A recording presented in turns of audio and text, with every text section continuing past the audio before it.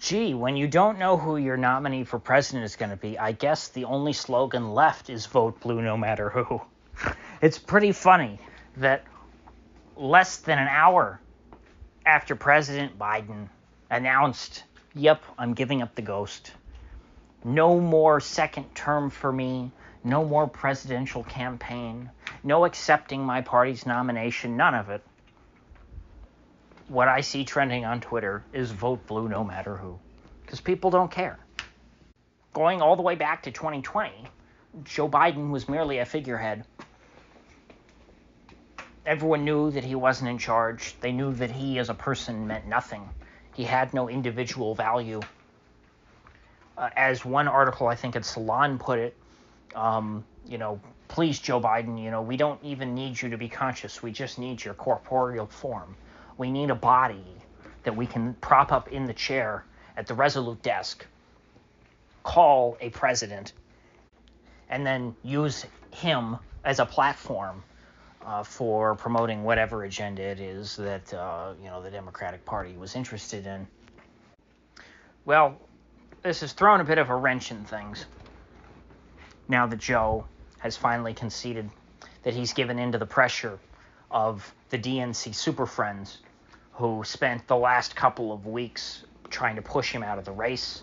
We almost got to the point to where Barack Obama had to publicly call on him to drop out, but I guess Joe, he didn't want to take it that far. He didn't want to call Barack's bluff. Now, I want to give some credit to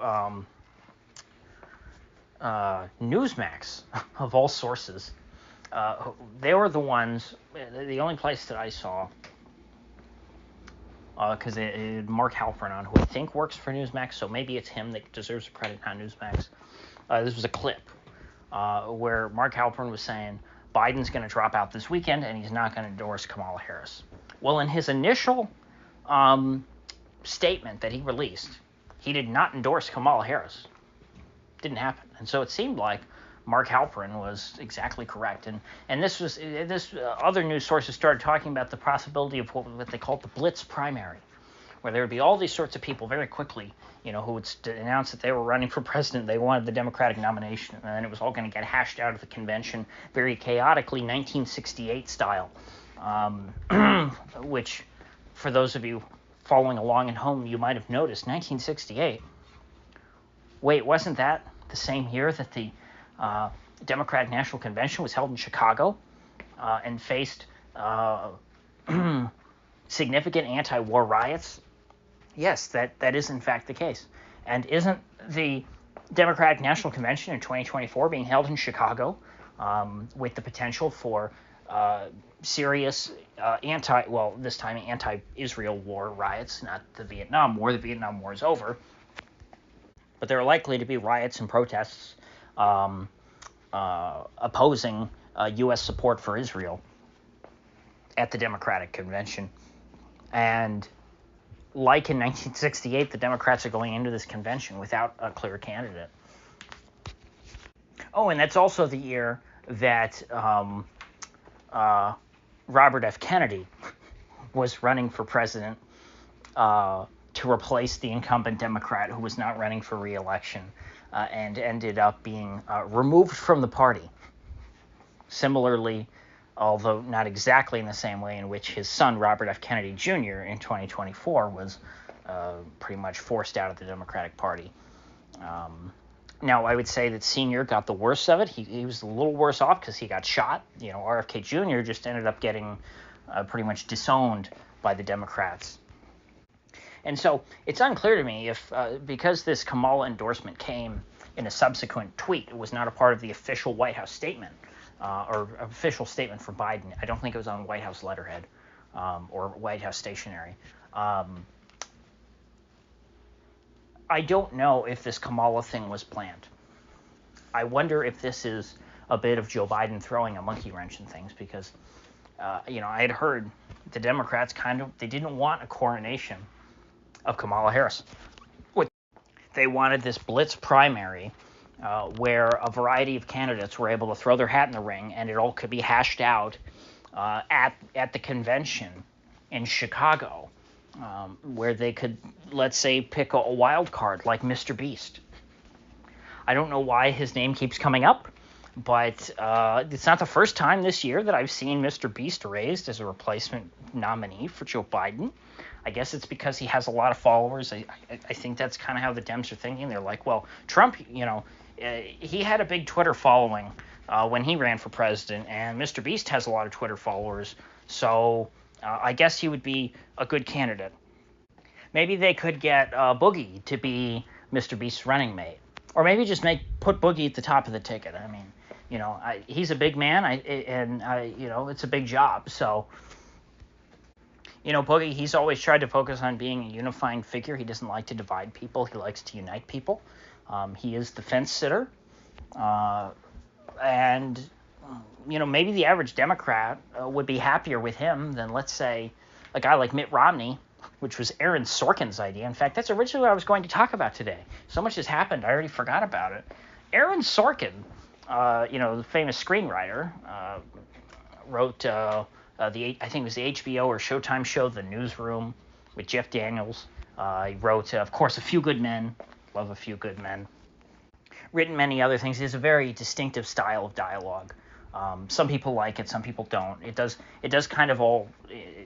There's a sameness to Aaron Sorkin's work, but it's like it's kind of like what I say about Jun Maeda, with his visual novels and anime. It's like, yeah, you can criticize Jun Maeda's style, but it's like if you like his stuff, at least it has a consistent identity to it. It is distinct. They have a distinct style, and Aaron Sorkin's like that. Now, I think that the average Aaron Sorkin fan would probably punch me in the mouth for comparing him to Jun Maeda, but you know what? When my favorite screenwriter says that the Democratic Party should nominate Mitt Romney for president, then I bet you'll say some unflattering things about them too. Because that's an absolutely bonkers idea, but it does sound like something that I can imagine has already made its way into an Aaron Sorkin screenplay. In fact, I think the whole point of the op-ed was to make it come true so that he could take that screenplay and spin it, and put the based on a true story, moniker next to it. I think it was an attempt at manifesting life imitates art. But who knows? At this point, the Democratic Party could nominate Mitt Romney. He has a better chance of being the Democratic nominee than Joe Biden, and that's saying something. Now, with Joe Biden's endorsement, though, I think Kamala Harris is still the clear favorite. She was the clear favorite before anyway, even without a Biden endorsement. Even if Biden came out and said, I'm not going to put my finger on the scales of this process, she still had the best chance of winning over anyone else because she is the incumbent vice president. But a strange decision that Biden's making that I think undermines Kamala Harris is the fact that he's endorsing her to be president, but he's not resigning. He's saying, you know what? This is too much for me. I can't be president for another 4 years. I can't even run for president. That's how degraded I am. That's how cognitively impaired I am. I can't run for president. I just can't make it through this campaign. So I'm passing the baton to Kamala. But I'm going to keep on being president because, she can't be trusted in that position. It's like, that doesn't really match up, Joe.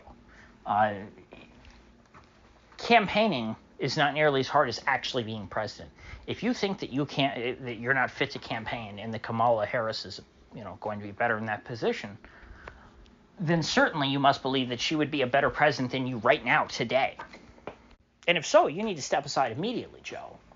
Let her finish out your term if you think she's going to be a better president. If you think that's what's best for the country is that Kamala Harris be president, make her president. You have that power. Nobody in this country, Joe, no one person has the power to make Kamala Harris the first female president, except for you. You can do that all by yourself with a pen. You don't even need a phone. You just need a pen. Just write down simple on a piece of paper, I resign. Kamala Harris is now president. Congratulations. And you jump on Marine One. You give the peace sign, Richard Nixon style, and you fly off into the sunset. You go have fun working on your Corvette. You go golfing. You do whatever you want. course, you pardon Hunter first. Got to do that, and probably your brother and yourself, just to be safe. But other than that, you're good to go, Joe. You're free. So why spend the next 6 months, lounging around the White House, having to sit through boring briefings, when you think you're unfit to serve? Hand the keys over to your good friend Kamala Harris. Let her prove what a great president she is. Let her start the job today. Let her run as an incumbent president against this usurper, against this Russian asset, Donald J. Trump. But of course, Joe Biden's not going to do that because he doesn't really think that Kamala Harris is going to be a better president than him. He doesn't think that she should be running in his place. He's just been forced out. They forced his hand, and this is all the power he has left.